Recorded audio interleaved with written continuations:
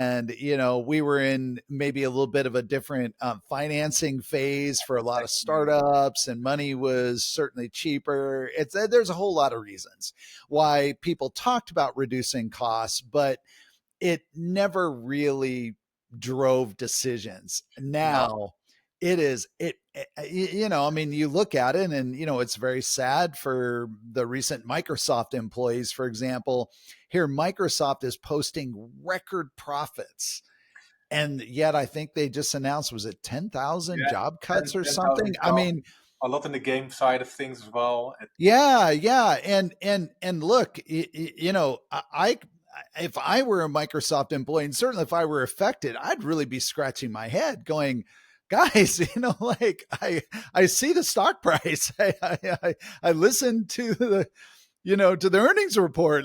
Like, what's going on here?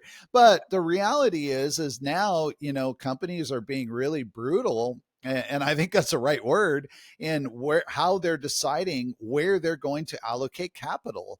Yeah, And, if I put my business hat on, and, look, in fact, you're a co-founder, right? yes, Of correct. i3D. Yes. So, Quite so look, you also have to put your business hat on at times and look at decisions and say what's economically prudent and optimal for our shareholders, for the employees that own a part of the company, et cetera, et cetera. Yeah, So, I think, and I think the industry now has come to terms with this, is that cost reduction, becoming more efficient, doing more with less is not just a phase that we're passing through.